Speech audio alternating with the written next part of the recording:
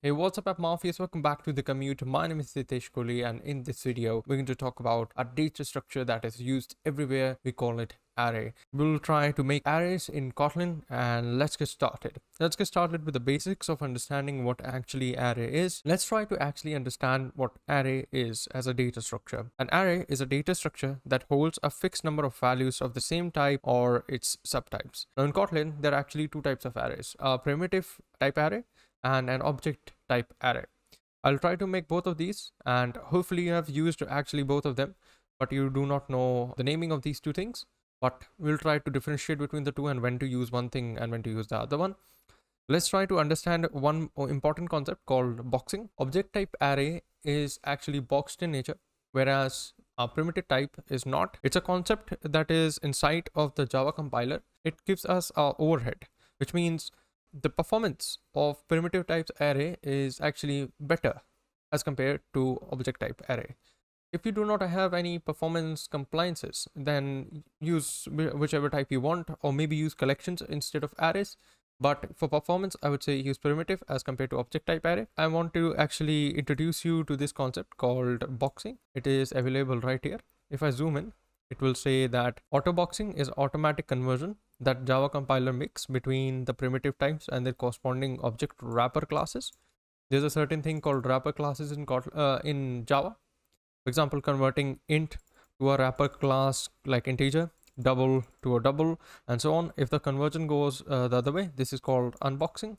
And here's the simplest example right here. So this causes an overhead in the language if you're using an object type array, whereas a primitive type array is much better for performance. But this is something interesting. I will link this article down in the description below. You can learn more about boxing by yourselves. For now, let's just explore object type array and let's try to experiment with it. First of all, let's make a very simple array. Now, I've been using example of vehicle every now and then. Let's try to make an array of, as you can see, if I write array of, oh my god, let me zoom in so that you can see what I'm typing. Array of, let's say I want a car and I want a bike and I want a bus.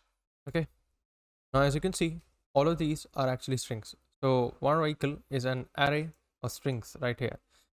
Hopefully you can see this. Var vehicle is a type of array of string, and this array is an objective type array, not a primitive type array. As you can see, array of, and it takes a strings. Let's enter a integer here. Now what happens here is it converts into an any type. As you can see, it is taking integer as well as the strings, so it can take multiple values right here. But let's first of all delete this thing, and let's try to actually add one more string into this vehicle, and then try to print whatever is inside of this vehicle. Okay, so we'll say vehicle plus equal, let's say rickshaw, and then we'll say vehicle dot for each println. Okay, now it will print everything out. As you can see, it prints everything including the rickshaw. One important thing that you need to understand about arrays is arrays are of fixed size. It cannot be as such that array is of infinite size or it can be changed like list. That's not possible. Arrays are of fixed size. As you can see, array of car, bike, and bus. So it's the size of this array is actually 3. Let me print that. Println vehicle dot size, and if we print that, it will say 3, as you can see. So the vehicle array is actually a fixed size. We cannot make or add any more value after 3 because it's 0, 1, and 2. The indexes are only 0, 1, and 2. The size of this array is particularly fixed. So how does this vehicle plus equal to rickshaw actually works? What it actually does is copies the vehicle, create another array, adds a rickshaw into it, and then prints it right here for each dot println it. That's how the plus equal to works in the case of array. Hopefully this makes sense. Now there are many ways to actually create the array. Of course, the first one is to array of. We can also create for vehicle 2 is equal to array of nulls. So it is the type of nulls, right? Can we do, like, we need to provide it, since it's null, we need to provide it a size, because there is no size assigned to it. Is this allowed? Yes. So int. Yeah. So the type of this null value is int, and the size is 3. So if we try to actually print the vehicle2 dot for each print ln it, what happens here is that we'll get 3 nulls of type of int, right? Can we add, let's say, vehicle 2 0 is equal to 1, and then let's try to print it after this. What happens is the null changes to 1. Since it creates a value, it creates an array of all of the nulls of type of int. Let's try to add Hitesh here. As you can see, it gives me, a mismatch, because the required type is int, but we found string here. So it does not allow that. We can only add an int here, and it will automatically show the 9 that is printing out. Okay. Now let's create another type of array where vehicle 3 is equal to empty array. So another type would be int, and the size is of course empty. So then this is an empty array of type of int. It means there is nothing inside of it. If we try to actually print this,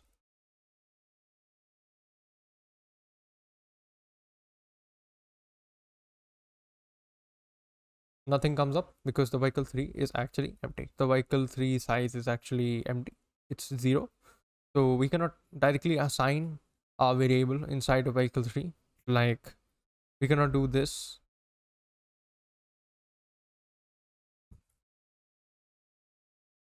That's not possible.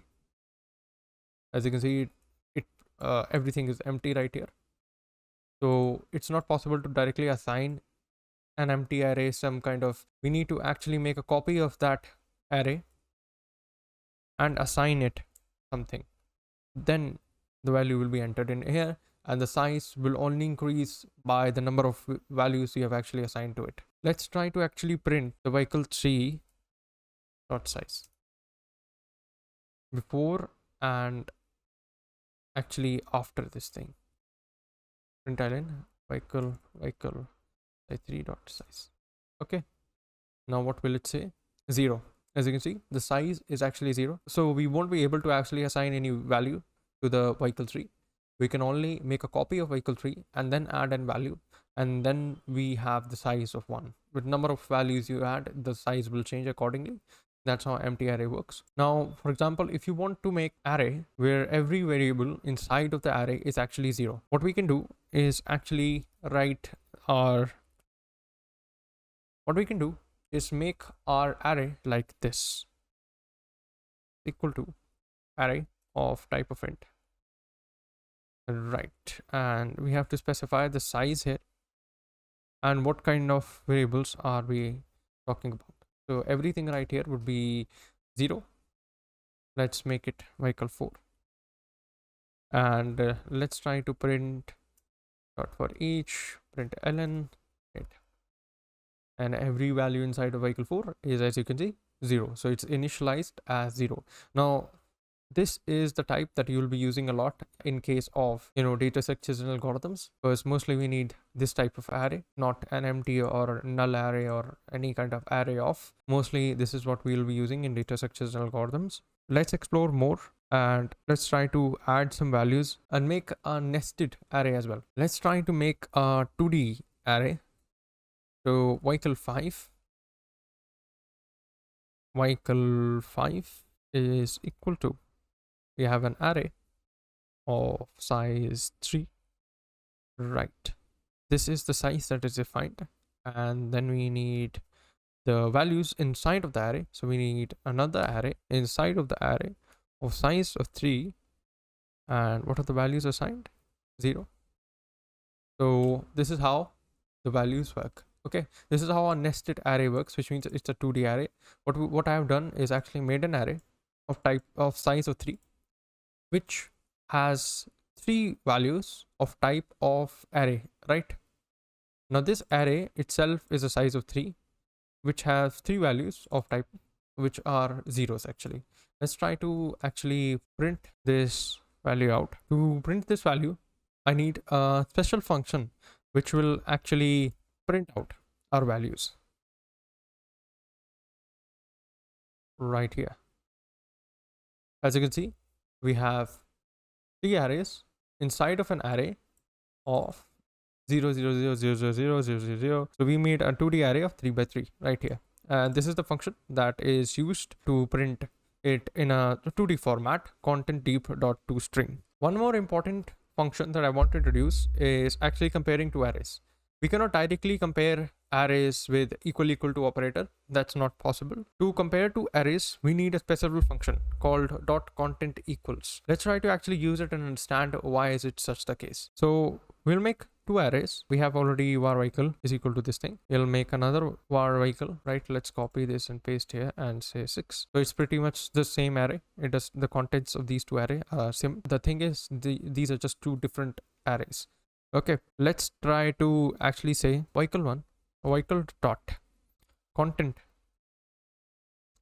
equals, and we need another array vehicle 6. Let's see what it prints. Of course it prints true. Let's try to change this to rickshaw, and let's see what does it do. It prints false. As you can see, it compares the contents of these two array and tries to see if it's true or false. In case of equal to operator, what happens here is that instead of comparing the values of the two different arrays, we are actually comparing the references of these two objects inside of our memory. So it will always give false because the vehicle 1 and vehicle 6 will always have different objects inside of our memory. As you can see, it gives me error, replace with content equals to. Let's try to say pass. It will always give us false because vehicle 1 and vehicle 6, we are not comparing any values inside of our array. We are actually comparing the references of these two arrays inside of a memory. So we are comparing the objects of these two things, the object references of these two arrays instead of their actual values. Can we say vehicle dot vehicle 0 of vehicle 0? Now the error goes away, and we are just comparing the two strings inside of our vehicles. As you can see, vehicle and the 0th element, which is the car, vehicle 6, the 0th element, which is car again. These two strings are actually equal, so it gives us the value of true right here. But if you want to compare two arrays without actually putting in index, we need to change this to dot with contents equal to. Now what if I say triple equal to? Now it does not give me the error here. Why is such the case? The case here is that we are actually comparing the object references instead of comparing the values. We already know that we are actually trying to compare object references instead of the value, because equal to compares the values, triple equal to actually compares the pointers to the objects inside of the memory. So that's what triple equal to stands for. Same is the case for not equal to. As you can see, it gives me the error. We can use dot contents equal to, and we put a not in front of you, and it will say false because it's of course a not. If we removed it, it will say true. Run. Yeah, true. We put here, again it will say false, as you can see. So the not works here, the not of whatever the value comes in, so it gives us false. Okay, this is how the arrays work. Hopefully everything is much clearer. There are certain functions that I want to introduce. Tires is equal to array of integers called 1, 2 and 3. Right now I need to sum up every particular index inside of this array. How can I do that? What I can do is 0 I in 0 to tires dot size, right? And what we can do is, since the size will be 3, we can just put a -1 here. We can actually replace it with until as well, but this is a correct method, it's not wrong. What we can do is say tires, we'll say var sum equal to 0 and say sum plus equal to the tires I. And if we try to println the sum, what happens here is you will get the sum of 1 plus 2 plus 3, which is equal to 6. Now, an easier method would be to do tires dot sum. It's a function that gives us the sum of all of the values inside of our array. As you can see, it gives us 6 directly. So it is an interesting function that we have. Another function that I want to introduce is called shuffle. It will shuffle of all the values here. Let's try to print.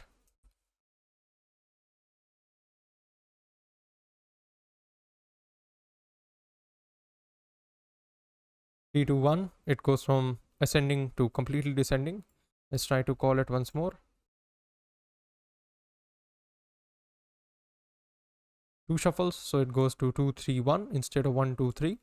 So it's an interesting function that we have here. Also, what if we need to convert our array to some kind of collection? For example, list, a map, to set. How can we do that?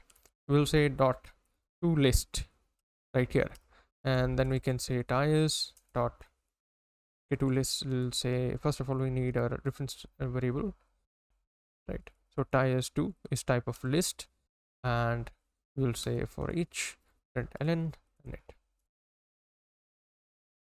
As you can see, it's of type, first of all, it's of type of list. It's a very similar method to print the list here. So we have a list type of int right here. If we press on this thing, as you can see, it takes us a list. It creates a list instead of a array. We'll talk more about lists in the upcoming videos. For now, we'll talk about arrays as such. What if we need to convert it to a set? So to set, can you do that? Yes, here's a set, and as you can see, it will be of type set. As you can see right here, it will be of type set. Can we convert it to a map? To set hash set. Okay, there's again hash set here. To int array. Now this is to int array is actually a primitive type. Yeah, as you can see, these are all the arrays that are of primitive type. Hopefully you can see it. If you cannot see it, let me quickly zoom out, and yeah, these are all the primitive type arrays. As you can see, this is the int array. Now this is a primitive type. It's not an object type of array. Hopefully you understand that. We can convert it to a primitive type. As you see, it turns into a primitive, which is int array. For now, this is it. Hopefully you understood everything there is inside of the array and the very basics foundations of array. We'll try to solve some questions around array as well in the upcoming future, and it will be super interesting. Hopefully you're learning Kotlin with me and you're enjoying it. This is it for now. Thank you for watching, and I'll catch you next time. Bye bye.